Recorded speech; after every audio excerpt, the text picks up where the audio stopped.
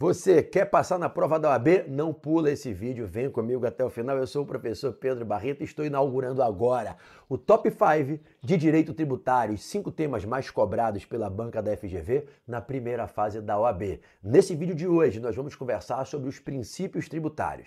No vídeo 2, sobre imunidades tributárias. No vídeo 3, sobre espécies tributárias. E no vídeo 4, obrigação tributária. E no vídeo 5, crédito tributário. Então vem comigo, bem-vindo ao canal Pedro Barreto, Top 5 Direito Tributário e vamos juntos!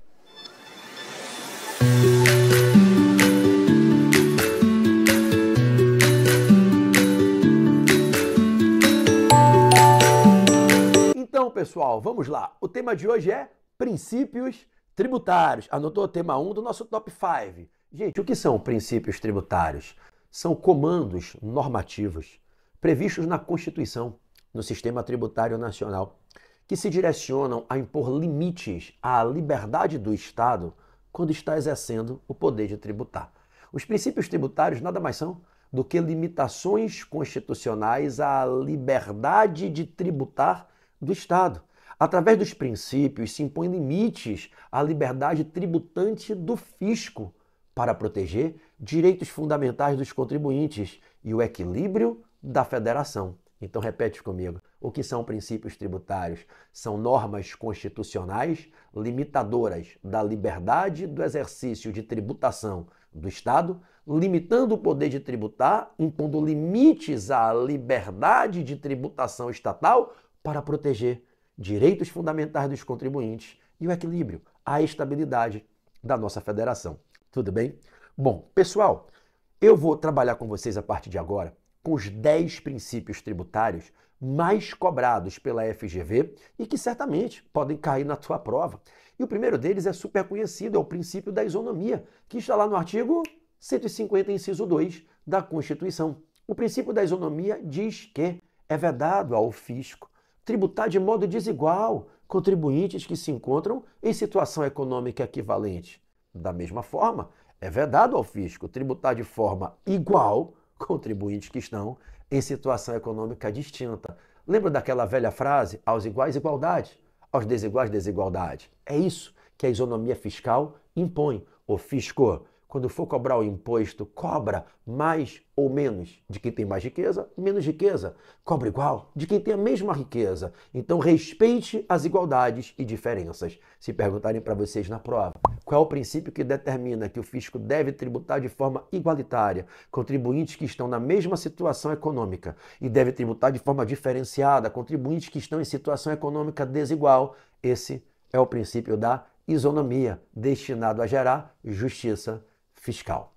O princípio da isonomia puxa um subprincípio importantíssimo, principalmente quando da cobrança de impostos, que é o princípio da capacidade contributiva, previsto no artigo 145, parágrafo 1º. E o que é que diz o princípio da capacidade contributiva, gente? Que os contribuintes, eles só devem ser tributados se eles de fato demonstrarem, em razão das suas condutas, dos seus comportamentos, dos atos em que se envolvem, capacidade para contribuir. Como é que se pode pedir a alguém que não tem voz que grite? Alguém que não tem perna que corra? Alguém que não tem mão que bata palma? Como é que se pode exigir que contribua? Exigindo-se de alguém que não tem capacidade para contribuir. Ninguém pode dar o que não tem, gente. Então, o princípio da capacidade contributiva, ele tem como primeiro significado esse que ensina que só se pode exigir o tributo de alguém que demonstrou capacidade, aptidão, possibilidade real de contribuir pagando o tributo. Na órbita dos impostos, a capacidade contributiva serve para mensurar quando se pode, quando não se pode, quando se pode mais, quando se pode menos, exigir pagamento de imposto.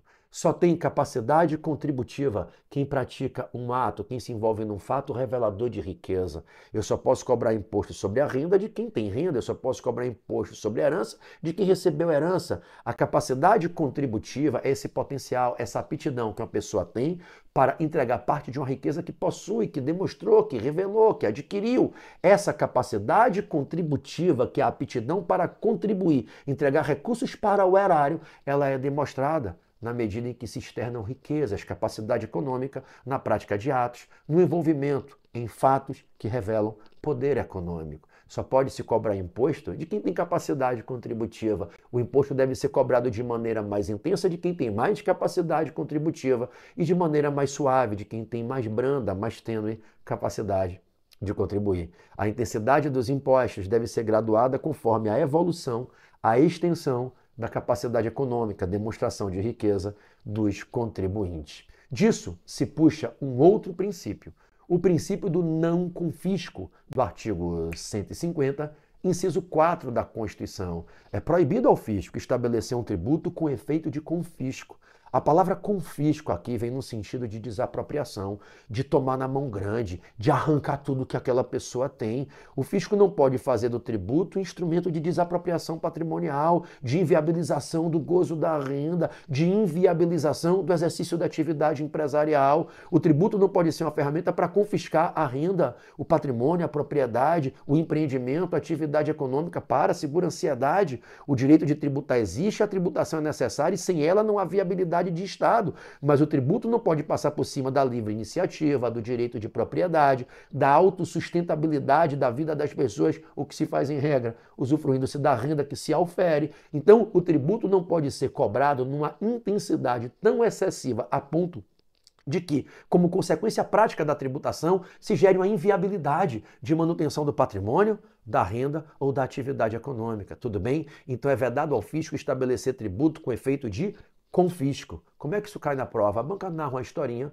e na questão ela diz que foi fixada uma carga tributária excessiva, compreendida pela população, pela sociedade, pelos estudiosos como demasiada, desproporcional, e o resultado prático da sua exigibilidade é a inviabilidade do pagamento pelos contribuintes. Para pagar o tributo na intensidade excessiva que vem sendo cobrada, os contribuintes precisariam abrir mão da propriedade, abrir mão dos negócios, fecharem suas empresas, um ICMS, um ISS, um IPI, cobrado em montante extremamente excessivo que inviabiliza a manutenção daquele negócio por via do qual se presta um serviço, fornece mercadoria, comercializa produtos que se industrializam, e a banca vai perguntar se a tributação é válida ou não e qual seria o princípio violado. Ela é inconstitucional por violar a norma do artigo 150, inciso 4, que diz que é proibido estabelecer tributo com efeito de confisco. Visto esses três primeiros princípios, todos eles no campo da justiça fiscal, isonomia, capacidade contributiva e não confisco, eu quero trazer vocês agora para o princípio da não limitação ao trânsito de pessoas ou bens. Princípio da não limitação ao trânsito de pessoas ou bens, do artigo 150, inciso 5 da Constituição. O princípio da não limitação ao trânsito, ou da liberdade de tráfego, liberdade de trânsito de pessoas ou bens, é bem simples, galera. Ele quer dizer que não se pode cobrar tributo de uma pessoa pelo simples fato de ela se deslocar fisicamente, o exercício do ir e vir de um ponto a outro no espaço, ou de ela estar remetendo um bem, deslocando uma coisa de um ponto a outro no espaço. Ninguém pode ser obrigado a pagar um tributo pelo simples fato, por um SEDEX no correio, por uma transportadora, o simples fato de você deslocar fisicamente um bem de um ponto a outro no espaço, ou de você estar se deslocando, não pode ser fato típico para a hipótese de incidência de tributo. Ninguém pode ser tributado pelo mero ir e vir, nem pela mera remessa de bens, pelo mero deslocamento de bens de um ponto a outro no espaço, ok? Agora preste atenção, isso em nada tem a ver com a liberdade do poder público de cobrar pedágio como remuneração por um serviço prestado a quem de fato e efetivamente usufrui dele, que é o serviço de conservação de rodovias públicas, nas quais se estabeleceu um regime de cobrança através do pedágio para cobrar dos usuários efetivos dessa rodovia uma remuneração pelo serviço prestado de manutenção da rodovia. A cobrança do pedágio não é feita pelo seu simples deslocamento. O nexo causal para a incidência do pedágio não é o ir e vir. Tanto que se você passar a pé, você não vai pagar pedágio. Você passar ali com sua bicicleta, você não vai pagar pedágio. Ninguém paga pedágio para passar. Inclusive, se você chegar com o seu veículo e esquecer o dinheiro, está sem grana, não tem uma cobrança eletrônica, não tem como pagar, ninguém vai mandar você voltar de ré. Isso seria um absurdo, daria um dano moral absurdo contra a concessionária. Ela tem que autorizar a sua passagem, levantar a cancela. Obviamente, vai expedir a guia para que você pague, quite o débito, você tem que pagar pelo serviço que você está usufruindo no modelo de prestação desse serviço público por delegação, privatização, desestatização da executoriedade do serviço público. E se você não puder pagar, aí sim você vai tomar uma multa, mas ninguém pode lhe impedir de passar. Não se cobra pedágio pelo ir e vir. Se cobra pedágio para que se remunere um prestador de serviço que, de forma não gratuita, está prestando um serviço que gera para ele custo de conservação da rodovia, o que você usufrui quando por ela você transita. Então, a proibição de cobrar tributo pelo ir e vir em nada colide com o lícito direito do Estado, diretamente ou, em regra, como hoje é feito, através de concessionárias, cobrar o pedágio como remuneração pelo consumo do serviço efetivamente prestado e efetivamente utilizado, o serviço de conservação de rodovias utilizadas pelos usuários, ok? Vamos adiante. Quero falar agora do princípio da proibição de concessão de benefícios fiscais heterônomos. Proibição de concessão de benefícios fiscais heterônomos, lá do artigo 151, inciso 3. O princípio da vedação de benefício fiscal heterônomo, ele também é super simples. O que ele quer ensinar é que não pode um determinado ente conceder benefício fiscal relativo a tributo de outro ente. Um ato de heteronomia, que quer dizer invasão de autonomia. Somente o município alfa pode conceder benefícios fiscais relativos aos seus tributos. Somente o Estado beta, dentro do Estado beta, para os contribuintes ali do Estado beta, pode conceder benefícios fiscais relativos aos tributos do Estado beta. A Bahia não pode conceder uma isenção de IPVA relativamente ao IPVA de Sergipe. A Bahia não pode conceder isenção de IPTU para os municípios ali, baianos, Salvador, Simões Filho, Jiquié e quaisquer outros. O município de Niterói não pode conceder uma isenção de ITBI relativamente ao ITBI do município vizinho de São Gonçalo. A União não pode conceder isenção de tributos estaduais, do Distrito Federal ou municipais. Somente o próprio ente pode conceder benefício fiscal relativo a um tributo que é seu. O benefício fiscal, principalmente quando é de dispensa de pagamento, uma isenção, uma remissão, uma anistia, uma redução de carga tributária por diminuição de alíquota, dedução de base de cálculo, concessão de crédito, somente o ente pode conceder, porque isso afeta o seu orçamento, a sua expectativa de receita, a sua autonomia. Então, os benefícios fiscais devem ser autônomos, sendo vedado que se conceda benefício fiscal de forma heterônoma. Na prova, o que normalmente cai é a União concedendo uma isenção, uma remissão, dando um parcelamento de tributo dos estados ou municípios. Não pode. A União só pode conceder benefícios fiscais relativos aos tributos federais, ok? Agora, cuidado com a pegadinha.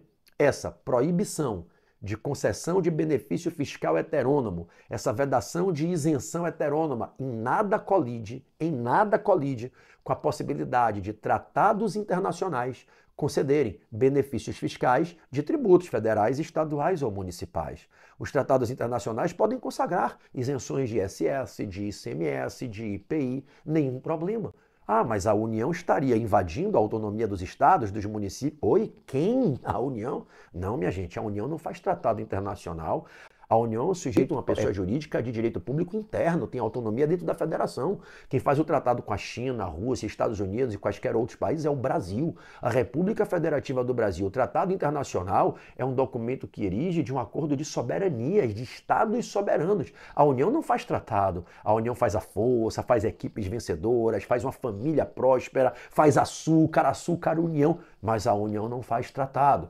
Essa isenção de ICMS dada por um tratado internacional não é isenção federal, logo a União violando a autonomia dos estados, é uma isenção federativa, fruto de um ato de soberania da República Federativa do Brasil, que está acima da autonomia de quaisquer entes federados, ok? Então, tratados internacionais, como instrumentos oriundos do exercício da soberania da República, podem consagrar isenções, benefícios fiscais de quaisquer tributos, e isso não viola o princípio da vedação de benefícios fiscais heterônomos. Vocês estão comigo?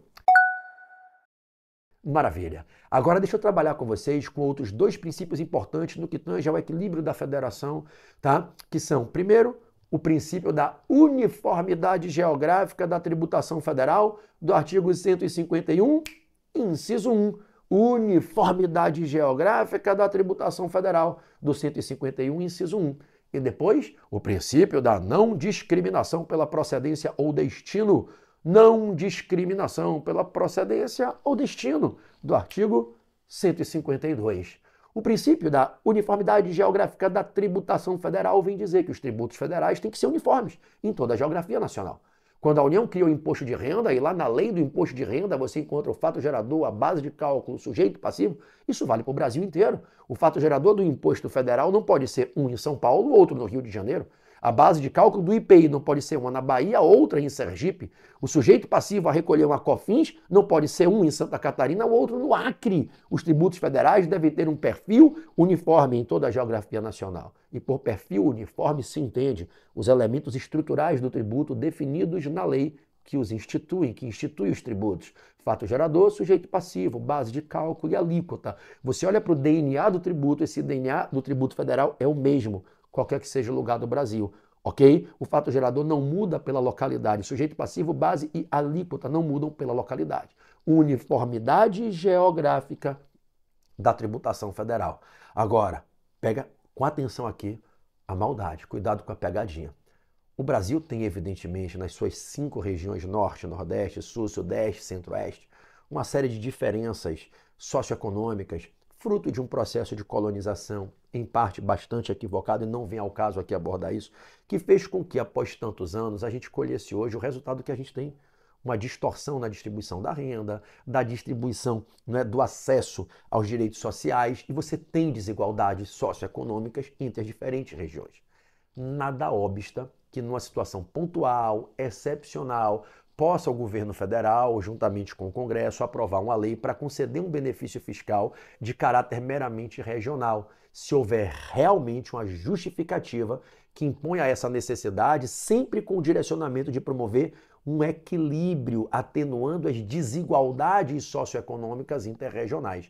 Então já caiu em prova passada, inclusive, uma questão falando disso, sobre a possibilidade de concessão de incentivo fiscal de caráter regional para promover o reequilíbrio, atenuar as desigualdades socioeconômicas entre as diferentes regiões. Isso é possível? É. E no fundo estaria harmonioso com a ideia de isonomia, dar um tratamento desigual em situações que estão revelando uma fática desigualdade. Tudo bem? Eu vou pedir à produção que jogue aqui na tela o artigo 151, inciso 1, e você vai ficar atento na parte final, quando após se explicar a regra que os tributos federais devem ser uniformes em toda a geografia nacional, vem essa exceção ressalvando a possibilidade dos incentivos fiscais de caráter regional para atenuar as desigualdades e promover um equilíbrio entre as diferentes regiões no que tange o aspecto do desenvolvimento socioeconômico. Beleza? Volta com a imagem para mim, produção. E agora vamos falar do artigo 152, o princípio da não discriminação pela procedência ou destino. Esse princípio vai dar um recado principalmente aos estados, ao Distrito Federal e aos municípios. É vedado discriminar, cobrando carga tributária hora maior, hora menor, pelo critério da localidade, porque veio de lá ou foi para acolá. Eu não posso cobrar o ISS mais caro ou mais barato porque eu estou prestando um serviço para um contribuinte, um consumidor, um destinatário do município alfa ou do município beta. Eu não posso dizer que eu vou cobrar o imposto sobre doação mais caro porque o donatário mora no estado X ou no estado Y, quando eu, estado beta, que faria a tributação da doação de coisa móvel, vou tributar uma doação, eu vou botar uma alíquota de 4% se o bem foi doado para um donatário domiciliado no Sul e 3% para domiciliado no Sudeste. Eu não posso fazer uma diferenciação pelo critério da localidade. Não se pode discriminar. Discriminar quer dizer cobrar carga tributária mais cara para um, mais barata para outro, pelo critério da procedência ou do destino. Normalmente, quando essa questão cai em prova, ela cai envolvendo o ISS. Imagina que eu, Pedro, domiciliado aqui no município de Niterói, estado do Rio de Janeiro, saio daqui da minha casa e vou prestar um serviço educacional a você na sua casa. Imagina que aqui temos a aluna Maria e o aluno José. A Maria mora em Salvador, Bahia, o José mora em Palmas, Tocantins. E eu me dirijo a Salvador e presto um serviço lá. Me dirijo a Palmas e lá presto um serviço. Vigorando a regra que ainda permanece no sistema tributário, que é a regra do ISS na origem, tem exceções, serviço educacional não é exceção, vigorando como hoje ainda vigora essa regra de que eu tenho que recolher o ISS sobre o serviço educacional que eu presto para Niterói, que é onde sou estabelecido, domiciliado, independentemente de aonde eu preste, eu vou pagar o ISS para Niterói. E esses contratos de prestação de serviço educacional em que eu prestei um serviço sendo remunerado pela Maria lá em Salvador e pelo José lá em Palmas, Tocantins, esses contratos serão tributados por Niterói, com base na lei de Niterói. A lei de Niterói não pode dizer. O ISS será de 2% quando prestar o serviço em Salvador, 2,5% quando prestar em Palmas. Haveria uma discriminação tributária pelo critério do destino. Isso é inconstitucional. E na prova, caindo a questão, você diz inconstitucional por violar o princípio que proíbe discriminação de carga tributária pelo critério da procedência ou do destino. Nesse meu exemplo, seria do destino. Um exemplo de procedência. Alguns serviços, o ISS é recolhido no local em que o serviço é prestado, em favor do município, do local da prestação do serviço, quebrando essa regra, que é a regra geral que eu acabei de mencionar, de que, em regra, como regra geral, o ISS se recolhe em favor do município, do estabelecimento, do domicílio do prestador. Mas tem exceções. E o serviço de empreitada, construção, realização de obra, por empreitada, por subempreitada, construção civil, o ISS é devido para o município do local da obra. Imagine que aqui no centro de Niterói nós estejamos testemunhando a realização de duas obras, uma feita por uma empreiteira local de Niterói, a outra por uma empreiteira que veio lá do município de São Gonçalo. Em ambos os casos, o ISS sobre esses serviços de construção prestados pelas empreiteiras aos donos dos terrenos, ambos os contratos serão tributados por Niterói, porque o serviço de execução de obra de construção é tributado no local em que a obra é realizada, sendo irrelevante de onde vêm as empreiteiras. Imagine que a lei de Niterói dissesse 2% de ISS quando a empreiteira for local, 3% quando for de outro município do próprio estado do Rio de Janeiro e 4% quando for município de outro estado. Ela estaria discriminando pela procedência da empreiteira. Essa lei seria inconstitucional. Tudo bem ao cobrar 2% da empreiteira de Niterói, 3% da empreiteira de São Gonçalo. E por que ela seria inconstitucional? Por violação ao princípio da não discriminação pela procedência ou destino, nesse caso procedência. Qual é a pegadinha master nesse princípio, que já caiu 2 vezes na primeira fase e 2 na segunda fase tributária, que vocês sabem, né? É a melhor segunda fase que tem, nem todo mundo sabe disso. Melhor banca, melhores critérios de correção, perguntas extremamente lógicas, fáceis, objetivas e na letra da lei, melhores examinadores. E tem o tio aqui que há 23 anos, 70 exames de ordem, aprova multidões, mais de 30 mil alunos aprovados fazendo comigo aí esse estudo. Se você escolher o tributário, cola comigo sem medo. E se você ainda vai fazer a prova, sem dúvida, zero dúvida, é tributário. É a matéria mais fácil, menor número de peças, menor número de assuntos, menor risco de você errar questões, correções lógicas extremamente objetivas. Confia, eu dou aula de 9 matérias. Já dei segunda fase em 5 das 7 disciplinas. Só não lecionei em penal e trabalho. As outras 5 eu já fui professor delas durante esses mais de 20 anos. E garanto a vocês, a mais fácil, a mais objetiva é tributária. Se você não tem prática, não tem experiência, é a que tem menos peças, menos ações, mais simples de aprender a redigir. Faz tributário sem medo e deixa eu te treinar, que eu vou fechar a prova toda. Pode filmar, pode printar, salvo o que eu estou falando. E eu vou bater a prova toda no teu caderno, depois tu me cobra. Vamos embora? Vamos embora. Então, aqui, a questão que caiu do princípio da não discriminação pela procedência ou destino foi aquela questão sobre os carros importados e os carros nacionais. Alguns estados tinham essa prática. O estado do Rio de Janeiro foi pioneiro. Na lei do IPVA do Rio de Janeiro, botavam uma alíquota mais cara sobre carro importado. Então, veículos do Rio de Janeiro, você tinha uma tabelinha de alíquota. Quando era veículo importado, você tinha 1% de adicional de alíquota. E o Supremo declarou inconstitucional e disse fixar um adicional de alíquota, fazendo com que a tributação fique mais cara, porque o carro veio do exterior, viola o princípio constitucional da não discriminação pela procedência ou destino. Isso caiu 2 vezes na primeira fase e 2 vezes na segunda fase, ok? Ok. Parto agora para os 3 princípios finais. Olha, eu falei com vocês de isonomia, capacidade contributiva, não confisco, não limitação ao trânsito, proibição de benefícios fiscais heterônomos, uniformidade geográfica da tributação federal e não discriminação pela procedência ou destino. Agora é o princípio da irretroatividade, depois o da legalidade, e a gente fecha com o da anterioridade. Princípio da irretroatividade, gente, uma nova lei tributária, em regra, como qualquer outra lei, em regra, não pode retroagir para disciplinar fatos pretéritos. Então, se é feita hoje uma lei criando um tributo, majorando um tributo, isso vai se aplicar a uma situação do passado? Não. A lei tributária se aplica aos fatos pendentes e futuros, artigo 105 do CTN. A lei tributária nova não irá retroagir. Essa é a regra. A lei rege os fatos que estão em andamento e os fatos futuros que vierem a se iniciar, não podendo retroagir para tributar fatos do passado. Só que tem 3 exceções e nessas exceções a lei tributária pode retroagir. Anota no teu caderno onde elas estão previstas. Artigo 106, inciso 1, artigo 106, inciso 2 e artigo 144, parágrafo 1º do CTN, Código Tributário Nacional, consagrando as 3 exceções ao princípio da irretroatividade. A regra da irretroatividade está prevista na Constituição e no CTN. Na Constituição, artigo 150, inciso 3, a linha A. 150, inciso 3, a linha A da Constituição, princípio da irretroatividade, ok? Ok. E no CTN você encontrá-lo-á, você o encontrará no artigo 105 e também no artigo 144, caput do Código Tributário Nacional. Tudo bem? Bom, vem comigo. Em 3 hipóteses a lei tributária pode retroagir. Primeira delas, do artigo 106, inciso 1 do CTN, quando é uma lei meramente interpretativa.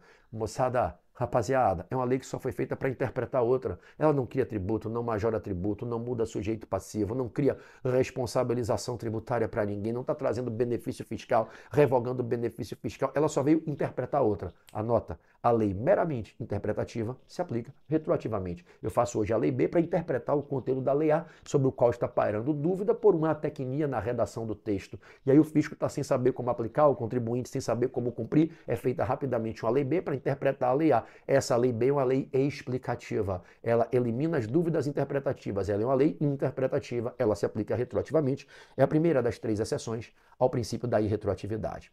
O segundo caso é o da lei que é benéfica em infrações ou sanções. A lei tributária benéfica, favorável ao contribuinte infrator em matéria de infração ou de penalidade. Essa lei se aplica retroativamente desde que não tenha ocorrido ainda o pagamento da multa, o cumprimento da pena ou uma decisão judicial transitada em julgado, numa lide em que se impugnou, se questionou a aplicação da sanção, a aplicação da multa. Se ainda não houve pagamento da multa, ainda não houve decisão judicial transitada em julgado, eu estou com a situação ainda pendente, a multa não foi paga, não teve questionamento judicial ou se teve, ainda não tem uma decisão transitada em julgado, a lei benéfica em infrações ou penalidades retroage para favorecer o contribuinte infrator. Exemplo: pratiquei uma infração, não emiti uma nota fiscal, tomei uma multa que era prevista na legislação de R$ 1.500. Ainda não paguei e não judicializei qualquer demanda impugnando. Um ano depois, não paguei. Vem uma nova lei e diz que para infrações exatamente iguais a que eu pratiquei, a multa não é de R$ 1.500, é de R$ 500. Essa lei é benéfica em infração. Desculpe, em penalidade. A infração continua irretocável, não teve abolício, não teve nada. Essa lei do meu exemplo é benéfica em penalidade. Ela diz, a multa não é mais de 1.500, é 500. Se eu praticar essa infração agora, a multa é 500. Por que eu pratiquei ontem será punida com 1.500? Se hoje a previsão legal na lei do tempo de hoje é de R$ 500 apenas. É uma lei benéfica em penalidade. Eu não paguei, não teve coisa julgada, ela retroage, me favorece, peço uma revisão do lançamento e pago apenas R$ 500, ok? Então, o primeiro exemplo de lei retroativa, além da lei interpretativa, e aí já é o segundo exemplo, na verdade, é o da lei benéfica em infrações e penalidades, do artigo 106, inciso 2 do CTN, a lei benéfica em infrações e penalidades retroage para favorecer o contribuinte infrator que ainda não pagou e não teve nenhuma decisão transitada em julgado, mantendo a cobrança da multa, ok? Cuidado com a pegadinha, por favor, abre teu coração. Me escuta agora com os tímpanos do coração, do miocárdio, minha irmã, meu irmão. O que retroage é a lei benéfica em infrações e sanções. Tem uma veia penal aqui. É uma herança que a gente traz lá do direito penal, da Lex Mitchell, da retroação em Bonaparte, da lei penal, quando a gente estuda a lei penal no tempo. É a lei benéfica em infrações e penalidades. Não é a lei que reduz tributo. Se eu prestar um serviço agora e o ISS for de 4%, eu tenho que pagar 4% sobre o serviço que eu prestei agora, sobre o que eu recebi na prestação de serviço. Se eu não pagar, der um calote, se eu negar e daqui a um ano for feita uma nova lei que disser que para esse serviço a alíquota não é mais 4%, é 2%, ela não retroage.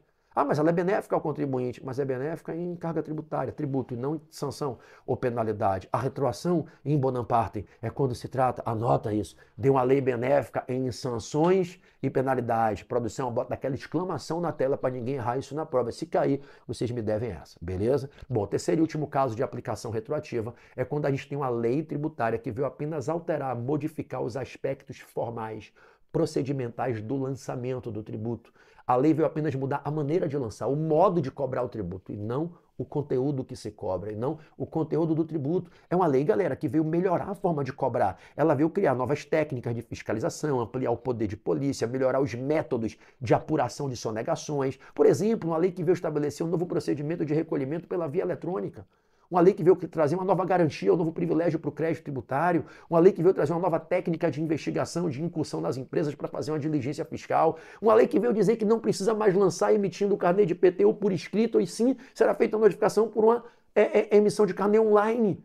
Essa lei não está mudando o valor do IPTU, não está mudando o fato típico, não está mudando o sujeito passivo. Essa lei só muda o procedimento de cobrança. A lei que apenas altera os aspectos formais, procedimentais do lançamento, que traz novas técnicas, novos métodos de interpretar o fato gerador, de interpretar, apurar possíveis sonegações, novos critérios de apuração de uma possível sonegação, que traz melhores técnicas de investigação, fiscalização, poder de polícia, amplia as garantias e os privilégios do crédito, ela pode retroagir, nenhum problema. Eu não tenho por que hoje continuar a lançar com a lei que implicava num procedimento ultrapassado, hoje tem um procedimento novo, super moderno, e eu vou usar o procedimento de hoje só para as situações que eu vou investigar de fatos geradores de hoje, mas não posso mais investigar os fatos geradores pretéritos com esse procedimento novo? Esquece, não tem nenhum sentido. Então a lei que altera apenas aspectos formais, procedimentais, ela pode retroagir. Tudo bem? Artigo 144, parágrafo 1º. lá do Código Tributário Nacional. Bom, passo ao princípio da legalidade tributária, que é aquele princípio que vai dizer que tem que ter lei para um monte de coisinha importante que a administração tributária quer fazer.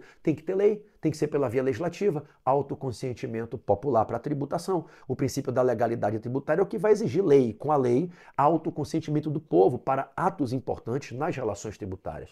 Democracia fiscal, gente. O povo tem que autorizar o Estado a praticar os principais atos nas relações tributárias. Por exemplo, criar os tributos que a Constituição autoriza.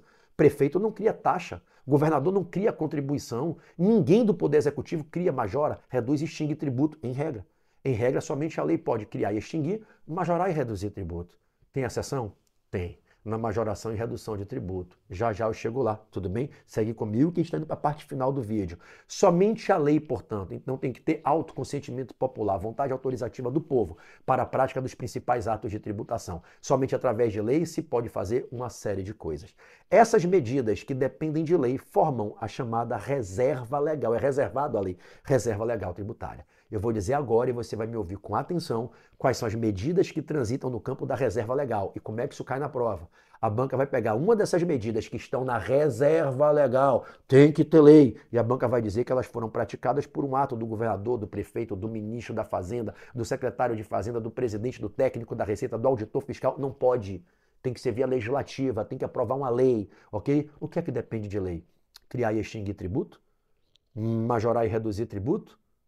Definir o fato gerador e o sujeito passivo dos tributos, definir a base de cálculo e a alíquota. Olha essas quatro primeiras. Criar e extinguir tributo, majorar e reduzir tributo. Tá vendo piscando aí na tela? Criar e extinguir tributo, majorar e reduzir tributo. Tá me ouvindo e lendo aí na minha frente, aqui em cima de mim?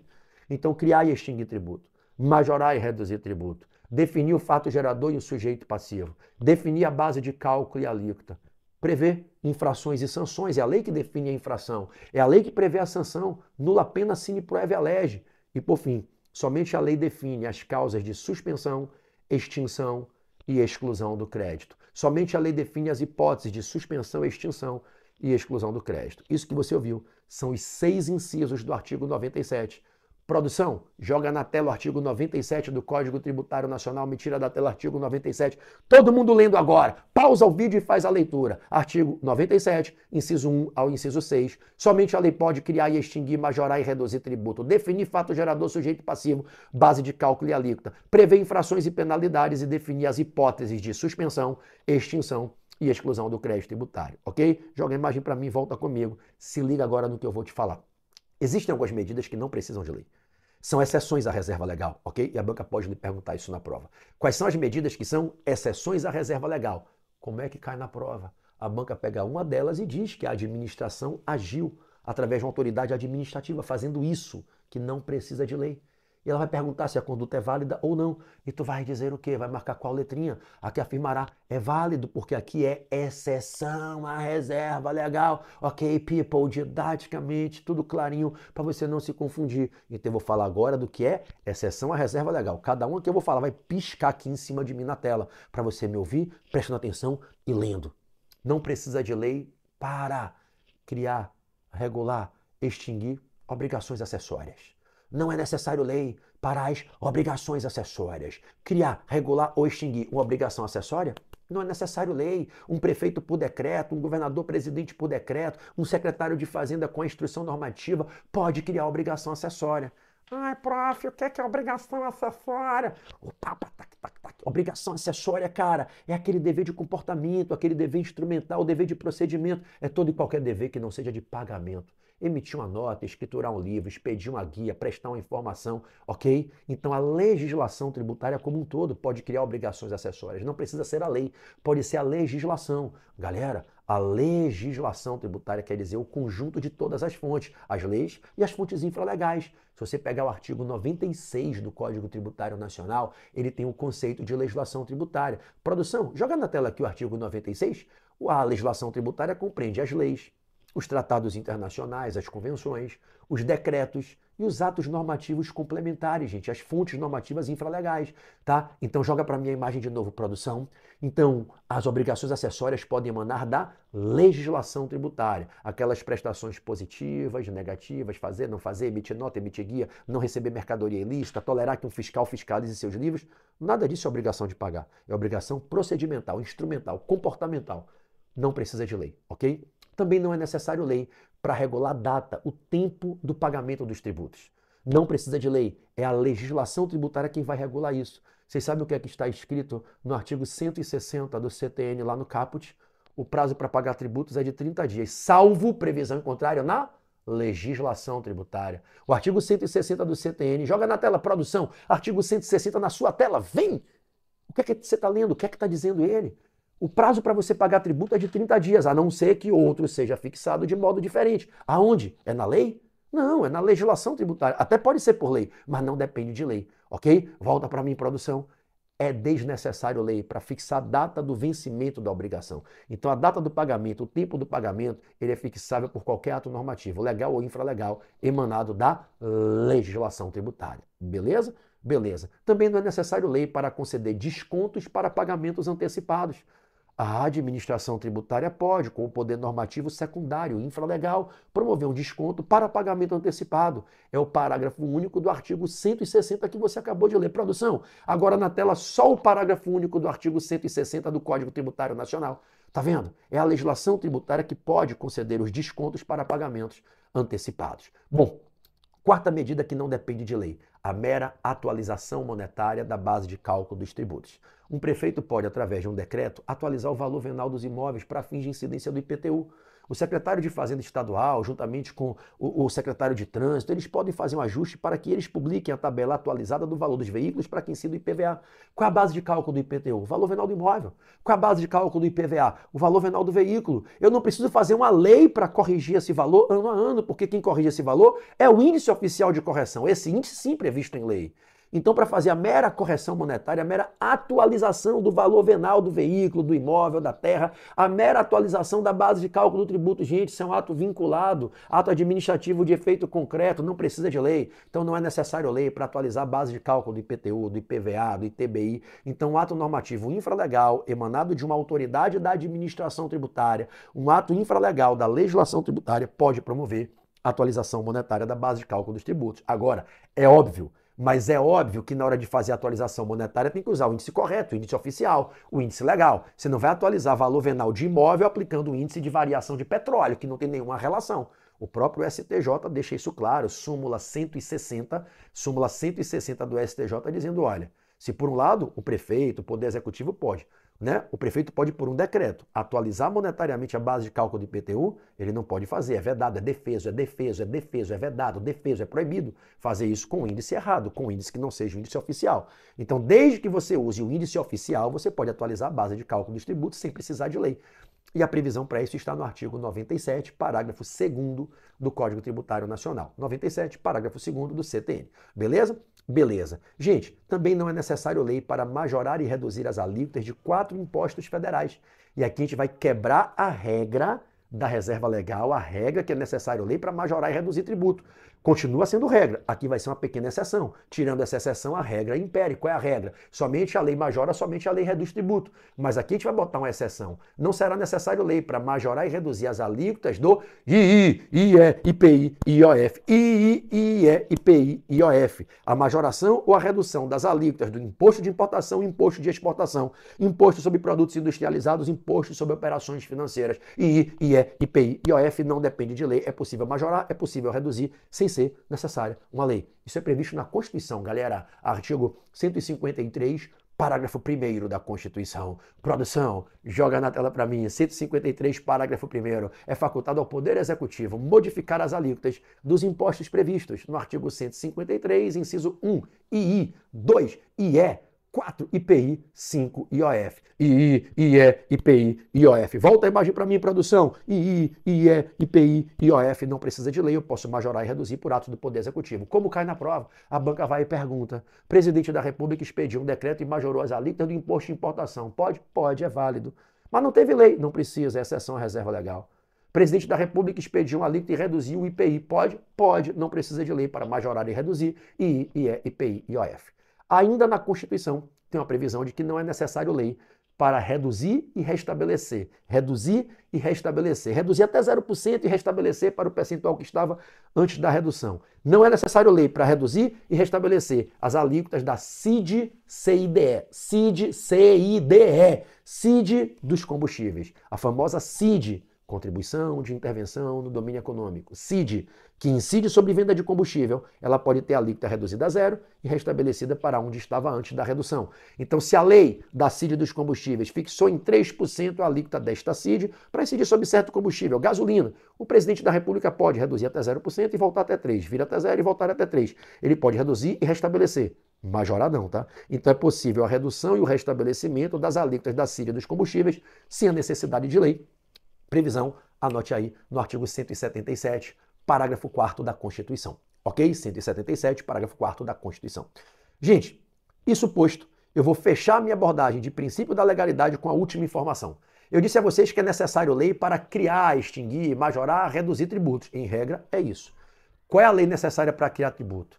Gente, em regra, basta a lei ordinária para criar os tributos, tudo bem? Só que em alguns casos é necessário lei complementar. Quando é que é necessário lei complementar para criar um tributo? Só quando a Constituição expressamente exige. E quando é que é necessário? Anote aí.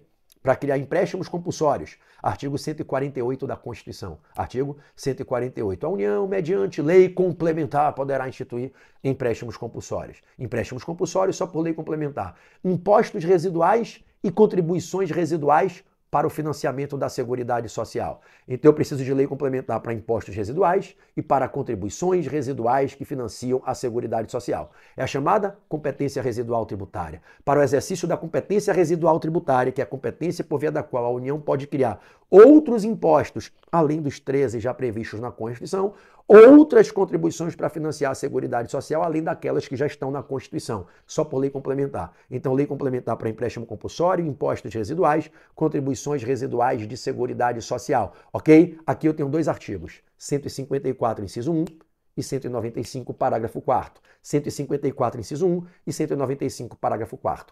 É ainda necessário lei complementar para definir o que são grandes fortunas, para que se possa criar o imposto a incidir sobre grandes fortunas. E o que são grandes fortunas? O que é uma fortuna? Quando é que é pequena, média ou grande? Quem define? Lei complementar. Artigo 153, inciso 7. 153, inciso 7. Enquanto não tiver uma lei complementar definindo o que são grandes fortunas, a União não pode cobrar esse imposto. E para encerrar, a regrinha que entra no campo estadual, tá? Estadual. Eu só falei de tributos federais aqui. Empréstimo compulsório, tributos residuais e o IGF. Tudo tributo da União. Agora, campo estadual, hein? Anota aí o artigo 155, parágrafo 1º, inciso 3. Anota aí, 155, parágrafo 1º, inciso 3. ITCMD internacional. ITCMD internacional. ITCMD. O imposto que incide sobre transmissões causa-morte e doações. Os estados cobram imposto sobre heranças, transmissões causa-morte e bens doados, contratos de doações. Gente, no artigo 155, parágrafo 1º, inciso 3, letras A e B, joga na tela a produção, transcreve aqui na tela o artigo. 155, parágrafo 1º, inciso 3,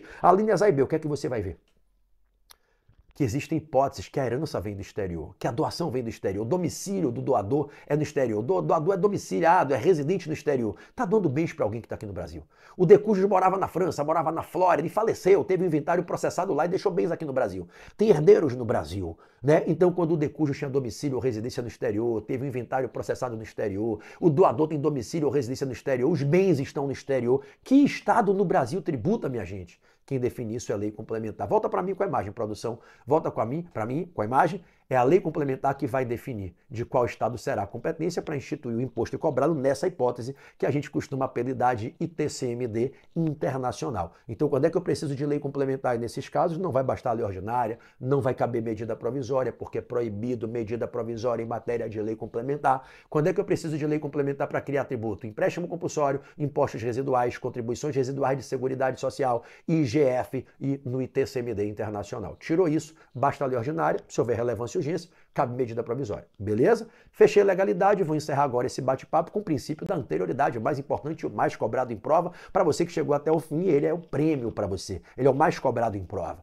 Previsto no artigo 150, inciso 3, alíneas B e C da Constituição. Artigo 150, inciso 3, alíneas B e C da Constituição. Ok? Esse princípio diz que quando o Estado cria ou majora um tributo, não pode aplicar de imediato a nova carga tributária. Tem que esperar um tempinho e só no momento futuro poderá passar a aplicar essa nova carga tributária recém-promovida em razão da criação de um tributo novo ou majoração de um tributo existente. Criou ou majorou tributo, não pode aplicar de imediato, só no momento futuro. Tem que avisar antes de quando poderá ter autorização para aplicar. Tem que ter uma anterioridade do aviso.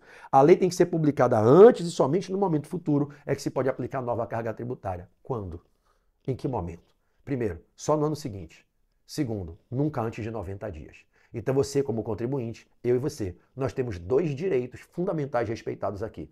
O direito de não nos submetermos a uma nova tributação recém-criada no próprio ano em que ela é anunciada. A gente só se submete à nova tributação no ano seguinte, no exercício financeiro seguinte, e a gente não vai se submeter a essa nova tributação antes de pelo menos 90 dias. Tem que esperar, no mínimo, a noventena. As duas cláusulas temporais, ora firmadas aqui, estão nas alíneas B e C do inciso 3 do artigo 150 da Constituição. A anterioridade anual só pode aplicar essa nova carga tributária para fatos geradores que ocorram a partir do ano seguinte e a anterioridade nonagesimal só pode aplicar a nova carga tributária após, no mínimo, 90 dias a contar da publicação do ato que a promoveu. Então, a anterioridade nonagesimal da linha C, anterioridade anual na linha B, anterioridade nonagesimal na linha C. Exemplo, o poder público cria um imposto residual no dia 10 de dezembro de 2023. Vai poder cobrar esse imposto já em 2023? Não, só no ano que vem, 2024. Agora, já pode cobrar em 1º de janeiro de 2024? Não, porque de 10 de dezembro a 1º de janeiro não se passaram ainda 90 dias. Tem que se esperar ali de 10 de dezembro completar no mínimo 90 dias a contar da publicação da lei, ok? Então, se eu vou poder aplicar lá para 10 de março, 9 de março, você vai excluir o dias ACO, regra do processo civil, e vai incluir o dias adquim em 90 dias, a diferença é que aqui não é prazo processual, são dias corridos e não dias úteis, tá? Então, publicou a lei 10 de dezembro, começa a contar 11 de dezembro, 90 dias seguidos, no 90º dia, que é o dias adquim, você inclui, você passa a tributar. Se a lei é de 10 de dezembro, eu vou pular, vou começar a contar de 11 de dezembro, 90 dias seguidos, lá no dia número 90, né? Talvez lá no dia 9, 8 ou 10 de março, não sei ali quantos dias vai ter em fevereiro, eu passo a aplicar. Então, qual é a regra do princípio da anterioridade? Criou, majorou tributo, não pode aplicar de imediato. A carga tributária só incide sobre fatos geradores que passem a ocorrer a partir do ano subsequente, desde que já se tenha completado um mínimo de 90 dias contado da publicação da lei que criou, majorou o tributo. Qual é a pegadinha de prova? Tem exceções. Alguns tributos, o Constituinte afasta essas duas regras e diz incide na hora. Incide na hora. Criou, majorou, incide na hora. São os tributos de incidência imediata. Para outros, o Constituinte dirá, só respeita a noventena. Não precisa esperar o ano seguinte, mas tem que respeitar a noventena. São os tributos do só noventena. E, por fim, o contrário. Tem os tributos que o Constituinte diz, não precisa esperar 90 dias, mas tem que esperar virar o ano. Só anterioridade anual. Então, eu tenho 4 situações. A regra tem que respeitar a anterioridade anual e a nonagesimal, e as 3 exceções. Não respeita nada, só respeita a noventena e só respeita a anterioridade anual, ok? Quais são os tributos de incidência imediata? Ó, piscando aqui na sua tela, incidência imediata, incidência imediata. Esse, se cair na prova, você vai marcar a letrinha que vai dizer incide na hora, não tem que esperar virar o ano, não tem que esperar a noventena. Imposto extraordinário de guerra, imposto extraordinário de guerra, empréstimo compulsório criado para guerra externa ou calamidade pública, empréstimo compulsório para guerra ou calamidade, abre um parênteses. O empréstimo para investimento, regra geral, tá? Respeita integralmente o princípio da anterioridade. É só empréstimo para guerra e para calamidade. Os empréstimos do artigo 148, inciso 1 da Constituição. Só os empréstimos do 148, inciso 1, que são para custear despesas de guerra externa ou de calamidade pública. Os empréstimos do 148, inciso 2, para custear investimento, ano que vem, e noventena também.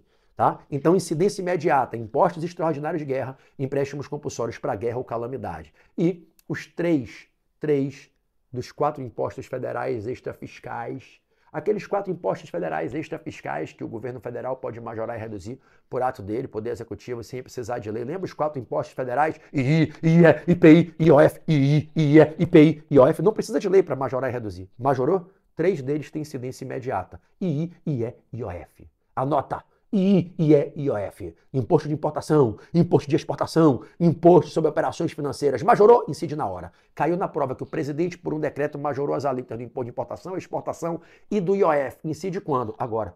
Não tem que esperar 90 dias para poder aplicar. Não tem que virar o ano. É incidência imediata. II, IE, IOF. E o IPI, prof? Fica só noventena.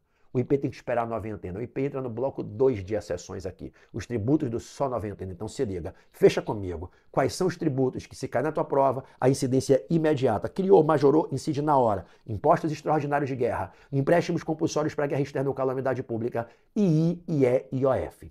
Vamos para o segundo bloco de exceções, aqueles casos em que só se respeita a noventena, tá? Caiu na prova, não precisa virar o ano, mas tem que respeitar a noventena. E só precisa respeitar a noventena. IPI, contribuições de Seguridade Social, IPI, contribuições de Seguridade Social, restabelecimento de alíquotas reduzidas da CID dos combustíveis, restabelecimento de alíquotas reduzidas da CID dos combustíveis, restabeleceu a alíquota, tinha reduzido, restabeleceu, conta 90 dias, volta a aplicar.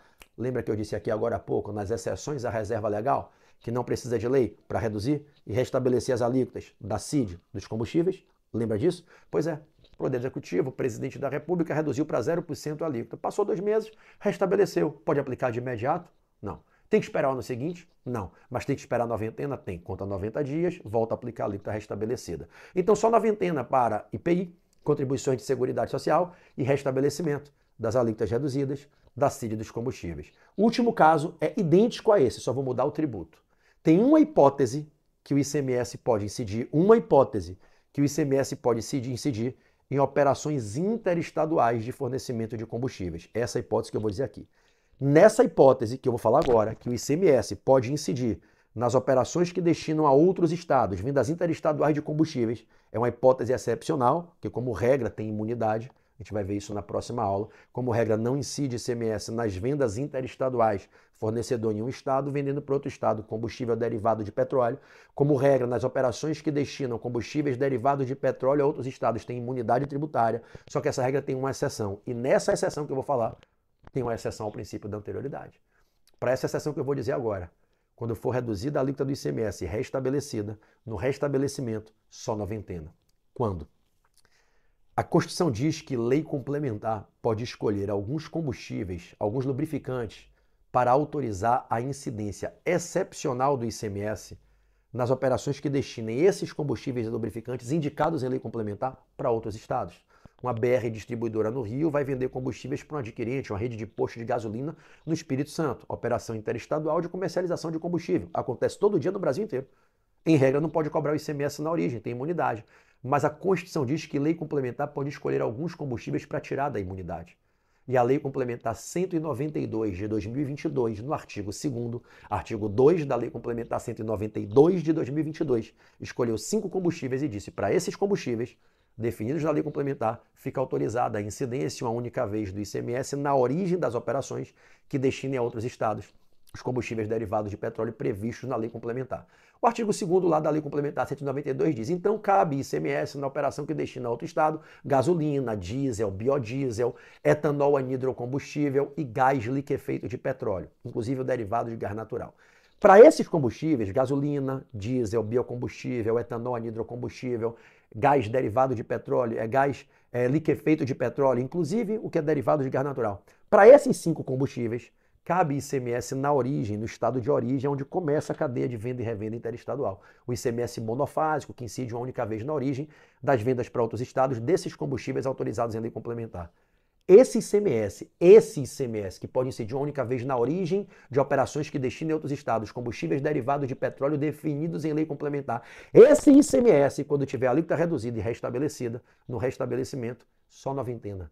Não precisa esperar a anterioridade anual, ok? Então, quais são os 4 casos que eu só respeito a noventena? IPI, contribuições de Seguridade Social, restabelecimento de alíquota da CID dos combustíveis, restabelecimento de alíquota do ICMS, que pode incidir uma única vez na origem de operações que destinem a outros estados, combustíveis derivados de petróleos indicados em lei complementar, que são esses combustíveis que foram indicados no artigo 2º da Lei Complementar 192 de 2022, gasolina, diesel, biodiesel, etanol anidrocombustível, gás liquefeito de petróleo, inclusive o derivado de gás natural. Por fim, para encerrar, terceiro e último bloco das exceções ao princípio da anterioridade. Quais são os tributos que só respeitam a anterioridade anual? Não tem que respeitar a noventena. É o contrário desse bloco 2. Nesse bloco 2, do IPI, das contribuições de Seguridade Social, a gente viu só noventena. Não respeita a anterioridade anual, respeita só a noventena. Agora é o contrário. Não precisa esperar 90 dias, mas tem que esperar virar o ano. Quais são os tributos? Imposto de renda, IPTU quando a majoração for pela base de cálculo e IPVA quando a majoração for pela base de cálculo. Se a banca disser na sua prova que uma lei estadual modificou os critérios de fixação da base de cálculo do IPTU ou do IPVA, em razão dos novos critérios para fixar o valor, ficou mais oneroso, modificou a base de cálculo do IPTU ou do IPVA, tornando o imposto mais oneroso, majorou IPTU e IPVA pela base de cálculo, não precisa respeitar a anterioridade nonagesimal. Basta respeitar a anual, só 1º de janeiro. Então, só 1º de janeiro, não tem noventena, só 1º de janeiro, quando houver majoração do imposto de renda, majoração de IPTU e IPVA pela base de cálculo. Cuidado com o IPTU e IPVA. Se a majoração for pela alíquota, tem que respeitar a noventena, não tem exceção nenhuma à anterioridade. Majorou IPTU e IPVA pela alíquota, ano que vem, e noventena. Majorou IPTU e IPVA pela base de cálculo, não tem noventena, fica no bonde do só 1º de janeiro, mesma regrinha do imposto de renda. Vocês gostaram? Valeu a pena uma super aula com um mega resumo dos 10 princípios tributários que caem na prova. E olha, a chance é enorme de cair na tua prova. Prova sim, prova também. A banca pergunta sobre princípios. E das vezes que não cai na primeira fase, o que é raro, sempre cai na segunda. Não tem um exame de ordem, não tem um que a FGV não colocou pelo menos uma questão de princípios. É um tema importantíssimo. Ferramentas constitucionais que limitam o poder de tributar do Estado e protegem os contribuintes. Você viu aqui nessa aula super resumida, direta, focada e objetivo. Resumo. Vocês que fizeram o coaching, exame de ordem lá no Portal F3 comigo, evidentemente, vocês tiveram lá 3 horas de aula, 3 horas e meia sobre princípios tributários e uma bateria de exercícios para treinar, ok? Mas valeu a pena. Você quer assistir os outros 4 top 5 de tributário? A próxima aula de imunidade? A de espécies tributárias? A de obrigação? A de crédito, se matricula, faz assinatura. Águias da aprovação. Pô, cara, não fica de fora não. Eu sei que você deve ter medo de gastar dinheiro com o que não vale a pena, investir uma grana naquilo que pouco é furado, eu sei disso. Mó causada, mó galera na internet, causeira pra cacete, fanfa pra caramba. Irmão, eu tô aqui há mais de 20 anos, são 23 anos, mais de 70 exames. Eu vou ajudar você a ser aprovado. Assina. São apenas R$40 para você assinar o Águias da Aprovação aqui no meu canal do YouTube. E não é só para ter esses 4 vídeos, não. É para ter o top 5 de civil, top 5 de processo civil, top 5 de ética, top 5 de administrativo, top 5 de constitucional e o top 5 de tributário, cara. Além de todos os vídeos que eu boto lá, os resumos, as apostilazinhas que eu boto pra galera que é assinante. Meu canal tem mais de 400 assinantes aí comigo. Se fosse ruim, você acha que tinha tanta gente? Então vai lá agora, clica lá em Seja Membro. Se você não tá vendo pelo seu celular, sai do celular, vai pro computador. Entra no canal Pedro Barreto, se inscreve no canal e vai lá, procura Seja Membro. Lá no alto, clicou, tem a opção de várias assinaturas. Ah, prof, oficina tributária. Não, oficina tributária é para a segunda fase tributária da OAB. A advocacia tributária é para quem já passou na OAB e está advogando. Eu estou ensinando a ganhar dinheiro com causas bacanas, causas repetitivas, teses tributárias para advocacia. Outra coisa, Águias da Aprovação é para você que precisa passar na primeira fase. Assina o Águias da Aprovação. Assiste os outros vídeos comigo e desfruta do conteúdo que está lá. Valeu? Espero que você tenha gostado. Esse vídeo aqui está aberto, gratuito para todos. Se você achou que valeu a pena, compartilha com todos os seus amigos, com todas as pessoas que você ama e que você torce para que elas sejam aprovadas na OAB. E como é que você compartilha? Clica nessa setinha, tem uma minhoquinha, uma setinha bem aqui embaixo do vídeo. Tem a mãozinha, você clica nela e dá o like. Você clica na setinha e joga esse vídeo nos seus grupos do WhatsApp para todos os seus amigos e amigas que você quer ajudar a conquistarem a aprovação. Valeu? Um beijo no teu coração. Conte comigo o que você precisar. Tá vendo meu Instagram aqui na tela? @Pedro Barreto, Portal F3. Tem mais de 100 mil alunos que me seguem lá no Instagram. 100% orgânico, Instagram verdadeiro. Tá? Nessa galera causada que compra seguidor não, tá? Essa causada que a gente vê um monte de gente comprando seguidor aí. Orgânico, 100% orgânico.